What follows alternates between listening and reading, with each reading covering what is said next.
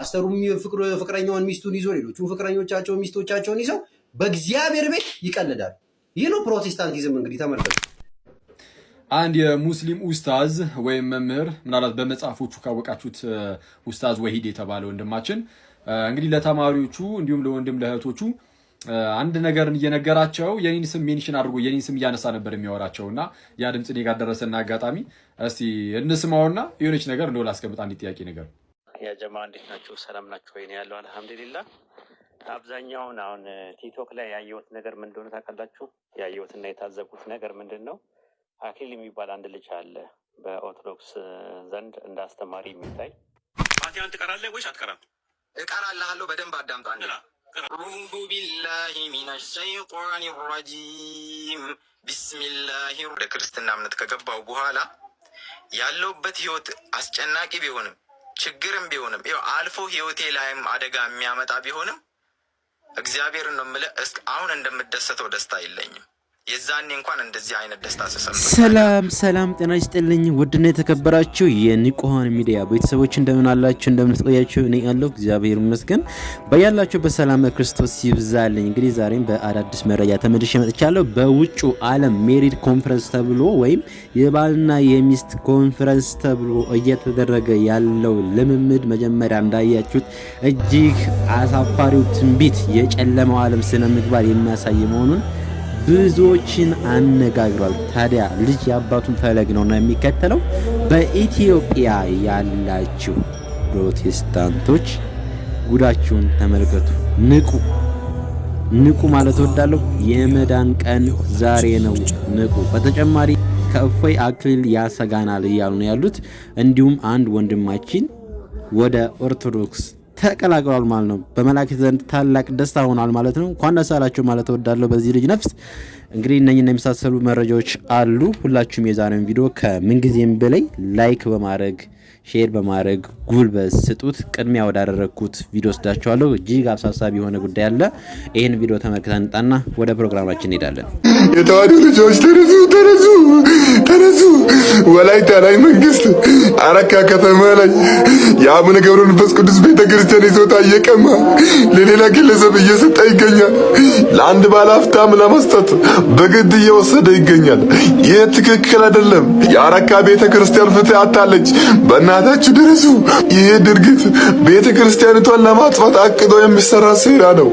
አመት ባልሞላ ጊዜ ከ10 በላይ እንደዚህ ድርጊት በወላይታ ላይ እየተፈጸመ ይገኛል።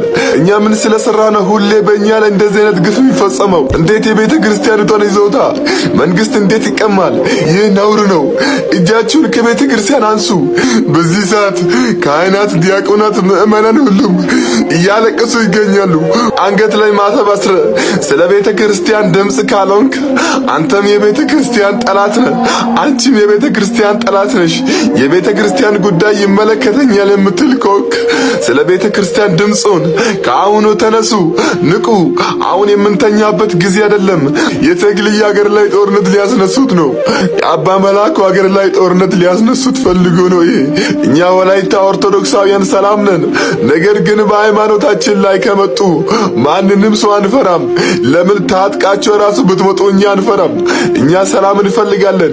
የቤተ ክርስቲያኒቷ ይዞታ ይመለስ፣ በቃ ይመለስ። እኛ ሌላ ነገር ምንም አንፈልግም። ሰላም ይሻላል። ሀገር ማለት ቤተ ክርስቲያን ከሆነች ኦርቶዶክስ ባትኖር ኖሮ ኢትዮጵያ የሚባል ነገር ሀገር የለምኮ። ኦርቶዶክስ ማለት እኮ በየሰዓቱ በየደቂቃው ስለ ሀገር የምትጸልይ ኦርቶዶክስ ኮናት። እንዴት እችን ቤተ ክርስቲያን ይደፍራሉ? እኛ እኮ የሰማዕቱ የቅዱስ ጊዮርጊስን ታቦቱን ይዘን እኮ ነው አሸንፈን የመጣን ኦርቶዶክስ እኮ ነው። ሃይማኖታችን ሀገራችን ያላስደፈርን ኦርቶዶክሳውያን ኮነት እንዴት እችን ቤተ ክርስቲያን ይደፍራሉ? እኛ ወላይታ ኦርቶዶክሳውያን ፍትህ እንፈልጋለን። በእናታችሁ በማርያም ለዚች ቤተ ክርስቲያን ድምጽ ሆኑ። በእናታችሁ ባላችሁበት ቦታ ሆናችሁ ለዚች ቤተ ክርስቲያን ድምጽ ሆኑ። በእናታችሁ በማርያም ኦርቶዶክሳውያን እባካችሁ እኔም ለለምናችሁ ፍትህ ለአረካ አቡነ ገብረ መንፈስ ቅዱስ ገዳም እያላችሁ ኮሜንት ላይ ጻፉልኝ። ይህ ልጅ ብቻውን እየታገለ ያየሁት ልጅ ይህ ነው። ከዚህ ቀደምም አንድ ቪዲዮ ለቀቄላችሁ ነበረ። ስለዚህ ቅድስት ቤተክርስቲያን ጉዳይ ያለምንም ምክንያት የቅድስት ቤተክርስቲያን ቦታና ይዞታ እንዲሁ እየተዘረፉ ነው ያሉትና እባካችሁ ድምጽ እንሆናቸው ማለት እወዳለሁ። አንድ የሙስሊም ኡስታዝ ወይም መምህር ምናልባት በመጽሐፎቹ ካወቃችሁት ኡስታዝ ወሂድ የተባለ ወንድማችን እንግዲህ ለተማሪዎቹ እንዲሁም ለወንድም ለእህቶቹ አንድ ነገርን እየነገራቸው የኔን ስም ሜንሽን አድርጎ የኔን ስም እያነሳ ነበር የሚያወራቸውና ያ ድምጽ እኔ ጋር ደረሰና አጋጣሚ እስቲ እንስማውና የሆነች ነገር እንደው ላስቀምጥ አንድ ጥያቄ ነገር። ያ ጀማ እንዴት ናችሁ? ሰላም ናችሁ ወይ? ያለው አልሐምዱሊላህ። አብዛኛውን አሁን ቲክቶክ ላይ ያየሁት ነገር ምን እንደሆነ ታውቃላችሁ? ያየሁትና የታዘብኩት ነገር ምንድን ነው? አክሊል የሚባል አንድ ልጅ አለ በኦርቶዶክስ ዘንድ እንደ አስተማሪ የሚታይ እንደ አዋቂ የሚታይ አንድ ልጅ አለ እና የእሱን አርአያ ተከትለው የእኛ ልጆች ወደዛ እየሄዱ ነው ያሉት እና በደንብ እንድትታዘባላችሁ ከጊዜ በኋላ ኢንሻአላህ ስታዩ ማለት ነው። አክሊል የሚጽፈውን አጻጻፍ፣ አክሊል የሚያደርገውን ነገር የሚኮርጁ አክሊል ወደ ላይ ያሉት በእውነት ያሳዝናል፣ ወላሂ ያሳዝናል። አንድ ሰው አርአያውን መሆን ማድረግ ያለበት ኡስታዞችን ግን ለንጽጽር አንድ ሰው እንዴት አንድ ካፊርን አርአያ ያደርጋል? ከአነጋገር ጀምሮ ከቪዲዮ አቀራረጽ ጀምሮ ይሄ አለጣጠፍ ከፖስት ጀምሮ ከምን ጀምሮ አንድ አይነት ነገር ነው። ሰው ከካፊር ጋር እንዴት ይመሳሰላል? አስቡት። ማለት ምን አይነት ምን አይነት ጄኔሬሽን ነው? አንድ ሰው ለሰው እኮ ብቻ አይደለም እኮ ማውቀው እኔ አክሊልን ኮፒ ለማድረግ የማይጠር ሰው የለም። ራሱ ምን ያህል ተጽዕኖ ቢያደርግባችሁ ነው? ምን ያህል አዎንታዊ ተጽዕኖ አድርጎባችሁ ነው ብላችሁ ካፊር ሞዴል ታደርጋላችሁ? ልክ እንደሱ ለመሆን መጣር፣ እንደሱ ፌመስ ለመሆን እንደሱ አይነት አነጋገር፣ ከአነጋገር ጀምሮ ከቪዲዮ አሰራር ጀምሮ መልስ አመላለስ ጀምሮ ጽሁፍ አለቃለቅ ጀምሮ በጣም ያሳዝናል እና የሚያስጠላ ጄኔሬሽን ነው። በደንብ ዞር ስትሉ ትታዘባላችሁ ያ ጀማ። እና አይ ቲንክ እኔ የምመክራችሁ ነገር ምንድን ነው፣ አርአያ ስታደርጉ በተቻለ አቅም ሙስሊም ወንድማችሁን አርአያ ብታደርጉ ይሻላል። ኡስታዝ አባይደርን አርአያ ብታደርጉ ይሻላል። አችን እንዳለው እንግዲህ አርአያችሁን ኡስታዞችን ምናምን ማድረግ ይቻላል። ግን አሁን አነጋገር ምናምን መመሳሰል ወይም ደግሞ ቪዲዮ ሲሰሩ ሲጽፉ ምናምን እንደ አክሊል ቢጽፉ አጻጻፋቸው ምናምን አነጋገራቸው በአንድም በሌላም ይጋባል። እንደዚህ አይነት ነገር ኖርማል ነው። ሚዲያ ላይ አንዴ ከተወጣ ሊሆን ይችላል። ብዙ ምን እስልምና ላይ በደንብ ስለማልሰራ ላላስተውል ይችላል እነሱን። ግን እንደዚህ ነገር ያለበት ሰው ሊኖር ይችላል። ግን ይህም ኃጢአት ነው ማይ ብራዘር ነው ከባድ ይመስለኛል። ለማንኛውም እስቲ ጌታ በረዳልክ እስልምና ላይ ደግሞ እንዲያ ከሆነ በደንብ ለመስራት ምን ሞክራለን። እንግዲህ እንደሰማችሁት ከእፎይ ይልቅ ወንድማችን አክሊል እጅግ ያሰጋናል። ብዙ ሰዎች የእሱን ስታይል እየተከተሉ ነው ያሉት፣ የእሱን አነጋገር እየተጠቀሙ ነው ያሉት። በቃ ሁለ ነገራቸውን እሱን መስለውብኛል፣ ባካችሁ ተጠንቀቁ፣ የነንትናን ተጠቀሙ እያልን ነው ያለው። እስኪ ይህን ነገር ልክ ወንድማችን እንዳለው በፍቅር ብታዩት ምን ችግር አለ? እጅግ የሚያሳዝን ነገር ነው በዚህ ጉዳይ ላይ እንዳየሁት ማለት ነው። እውነት ወንድማችን አክሊል ከእፎይ አስበልጦ ብዙዎችን ወደ ቅድስት ቤተክርስቲያን እንደሚመልስ ተስፋ አለኝ ማለት ነው። ወንድማችን አክሊል እግዚአብሔር ያበርታ ማለት እወዳለሁ። ተባረክልን። እዮዳ ባሰፋ ነበር መሰለኝ አይደለ? ጉድ የሚለው ለካ እውነቱን ነው። የእኛን ሀገር ፕሮቴስታንቶችን የሚረዷቸው ሚሽነሪዎቻቸው እነሱ እንግዲህ ረጂዎቹ አባቶቻቸው በአዳራሾቻቸው ውስጥ የፍቅር ዳንስ ጀምረዋል። እንደዚህ እያሉ ይህንን ቪዲዮ እስካሳያችሁ ድረስ በምችሉት መጠን እንዳይ ወደ ኮፒ ሊንክ ሁላችሁም የኔ ፋሚሊዎች ኮፒ ሊንክ ይደረግ። ልጅ የሚከተለው የአባቱን ፈለግ ነውና እንመልከት።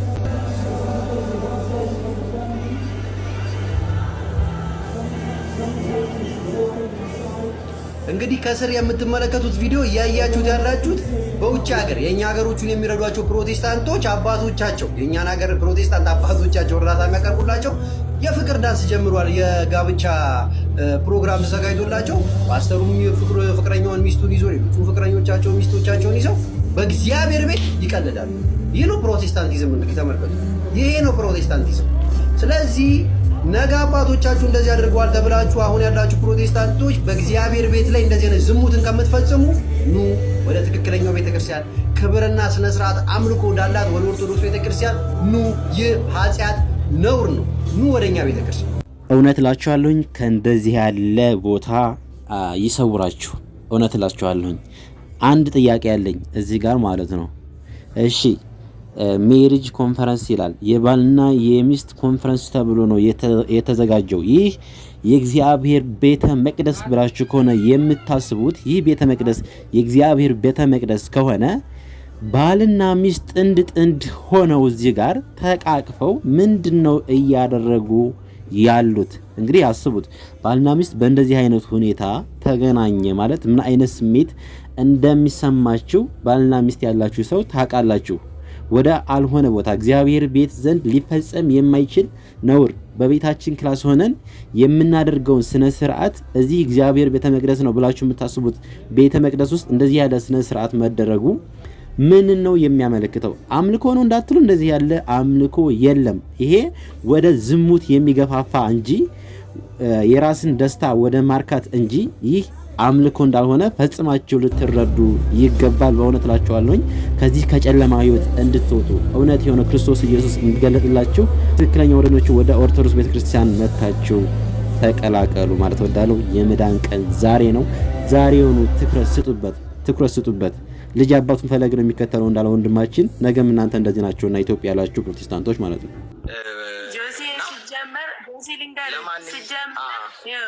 ቁርአን ያልቀራ ሰው ሐርፉን እንደዚህ አውቆ ሊቀራ አይችልም። አሁን ከመሬት ተነስቶ ላጥና ብሎ የገባበት ሰው ማንኛውም ሰው ሐርፍ ይዞ ሐርፍ አሁን ከላጋ ውስጥ የሚወጣ ነው። ከአፍንጫና ከላጋ ውስጥ ታውቃለህ። አሁን ከውስጥ ይቀማው ሳይሆን ኦርቶዶክስ ያልቀራ ሰው ለዝም ብሎ ተምሮ ሰውን ለማስረዳት የሚያደርግ ሰው በሐርፍ እንደዚህ ሊቀራ አይችልም። ስለዚህ ሆነን ያለ መሆንን ማንም ሰው ያውቃል። አሁን ለምሳሌ ኦርቶዶክስ የሆነ ሰው እሷም ሙስሊም ነበረች። ወንድሜ ፋቲሃን ትቀራለህ ወይስ አትቀራም? እቀራልሃለሁ። በደንብ አዳምጣኝ። ቅራ በቃ አሁን ጆሲያንን ትቀራለህ? መቅራት የለብህም። እኮ አሁን ቤት አይደለም ምን ሆናችሁ ያላችሁ ወንድሞቼ በስነ ስርዓት ሌላ ሙስሊሞች ስላሉ ይወቁ።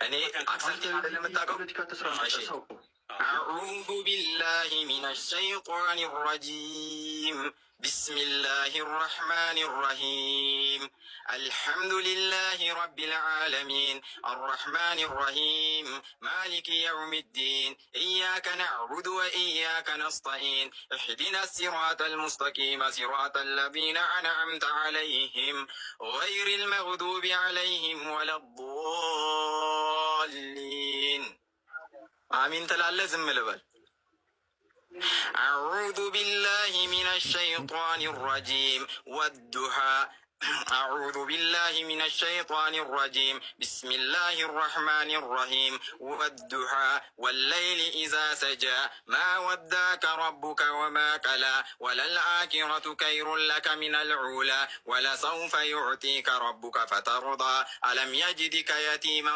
فآوى ووجدك ضالا فهدى ووجدك عائلا فأغنى فأما السائل فلا تنحر فأما السائل فلا تنهر وأما بنعمة ربك فحدث صدق الله العظيم አመንክም አላመንክ የስራ ሁኔታውን ታውቃለህ። የፈርኒቸር ባለሙያ ያሉትን ሰዎች ስታይ በጣም ገቢ ያለው በደንብ ሰርቻለሁ። ብርም እንደ ፍላጎቴ ነው፣ ስራም እንደ ፍላጎቴ ነው፣ የሰውም እንደ ፍላጎቴ ነው። ምንም የጎደለኝ ነገር የለም።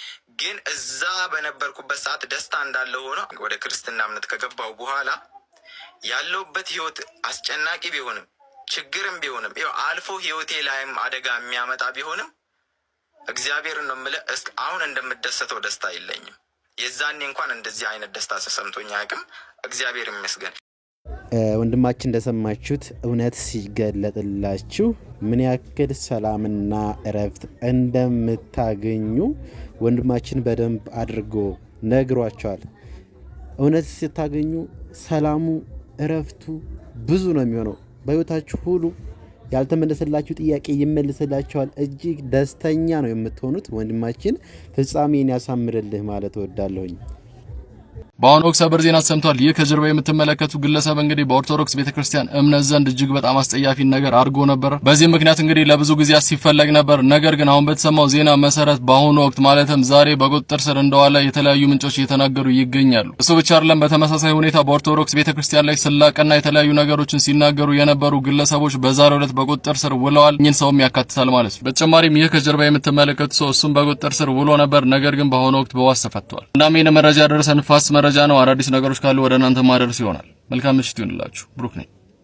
እንዳልካቸው ዘነበ የተባለው ግለሰብ ከዚህ ቀደም ፈጽሞታል ተብሎ በተጠረጠረበት ስም ማጥፋት በቅርቡ በፖሊስ ቁጥጥር ስር ውሎ ቃሉን ሰጥቶ በዋስትና መለቀቁንና በአቃቢ ሕግ በኩል የወንጀል አቤቱታ ክስ ቀርቦ በሂደት ላይ እንደሚገኝ ተሰምቷል። በተጨማሪነትም ራሳቸውን መሪጌታ ጽጌ ስጦታውና መሪጌታ ሚስጥረ መዝገቡ ብለው የሚጠሩ ግለሰቦች በቅድስት ቤተክርስቲያን ስርዓተ እምነት ላይ በወንጀል የሚያስጠይቅ ድርጊት ፈጽመዋል በሚል ተጠርጥረው የወንጀል አቤቱታ በቀረበባቸው መሰረት የፌዴራል ወንጀል ምርመራ ቢሮ በዛሬው ዕለት ተጠርጣሪዎቹን በሕግ ቁጥጥር ስር በመዋል የወንጀል ምርመራውን በማጣራት ላይ እንደሚገኝ በኢትዮጵያ ኦርቶዶክስ ተዋሕዶ ቤተክርስቲያን የሕግ ባለሙያዎች አብይ ኮሚቴ አባል ጠበቃ አያሌው ቢታኒም ለኢትዮጵያ ኦርቶዶክስ ተዋሕዶ ቤተክርስቲያን ቴሌቪዥን በሰጡት መግለጫ አስታውቀዋል።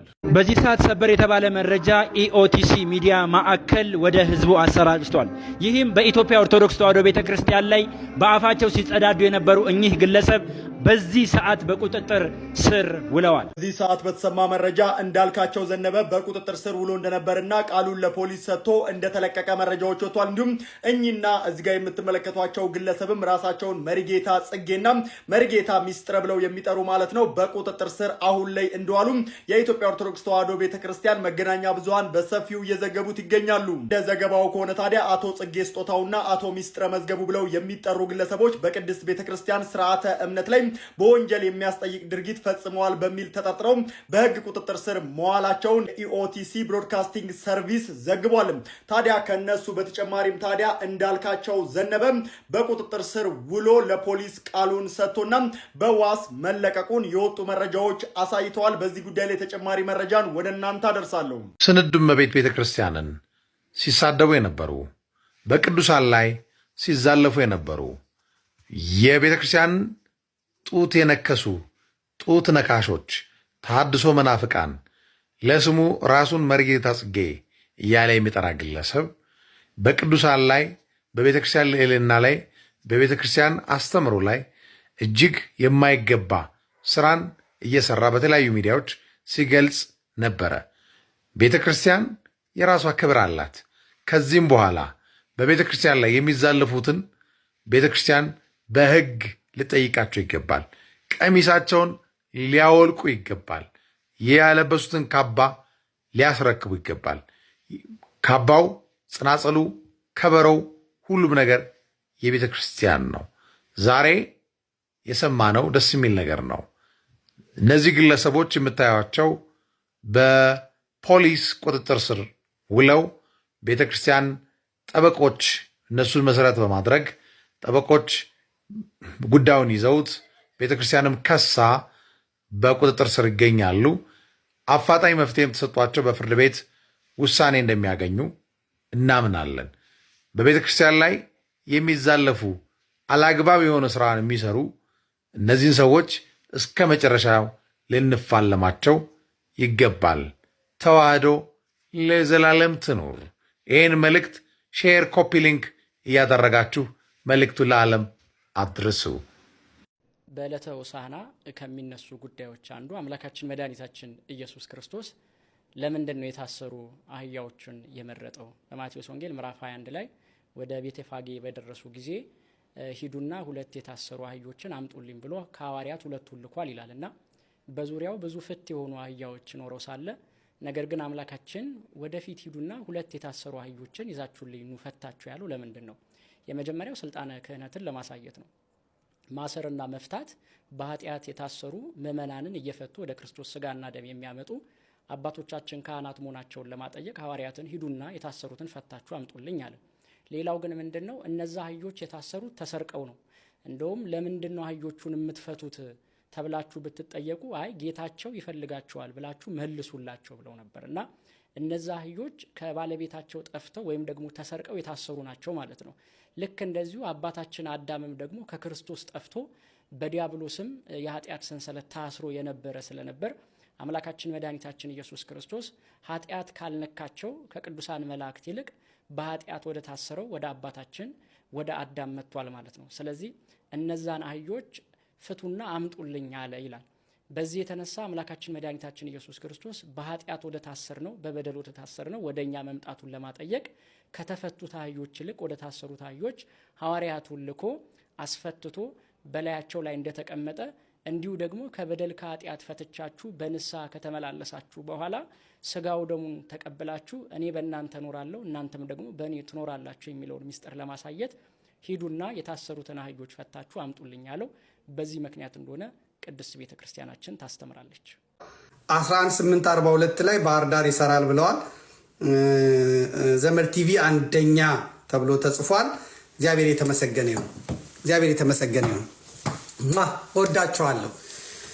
መልካም እንግዲህ በዘመድ ቲቪ የሚገኙትን ፕሮግራሞች ከዚህ በፊት ነግሬያቸዋለሁ። ፕሮግራሞቹ በአጠቃላይ አንድ ጊዜ ቴክኒሻኑ አዘጋጅልን በዘመድ ቲቪ የሚተላለፉትን መርሃ ግብሮች አንድ ጊዜ አስተላልፍልን፣ አንድ ጊዜ ፈልጋ አምጣና አስተላልፍልን። ዘመድ ቲቪ ላይ እንግዲህ ይጀምራል ብለን ባለፈው የሰራ ነው አዲስ ስላዘጋጀን ነው። ተመልከቱት፣ ጋብዘናችኋል። ድምፅ ስጠው። ቱምቢ ሚዲያ፣ ኤስቶፕ ኢትዮጵያ፣ ፍኖተ አማራ፣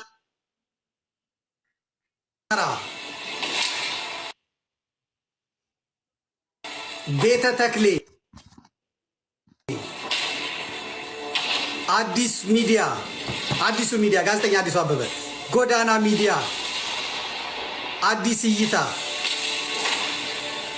ነጯን ከዘመዴ ጋር ሊስተር ላገብቷል። አሁን ሀተታ እንግዲህ መጋቢ እነ ጌታ ሁላ ገብቷል። እንግዲህ በአጠቃላይ ከዚህ ከጀርመን ይገባሉ። እነ ሊቀጠበብ ተክሌ ሲራክ እንግዲህ ሰሞኑን ስለ ስም ስያሜ አይታቸዋል። አጠቃላይ በጣም ሁሉንም ነገር ነው ይዘው የሚገቡት። እነ ሊስተርላ ገብተዋል። ሌሎችም ሰዎች ይመጣሉ። ጠፍቷል እንግዲህ ብቅ ብሎ ራሱ አውርቶ ልቤን ዝቅ ሲያደርገኝ ቀርቶ ሄኖክ የሺጥላ ሳምንታዊ ፕሮግራም ያዝ ብየዋለሁ። እሺ ብሏል። ከሰማ አድርሱለት።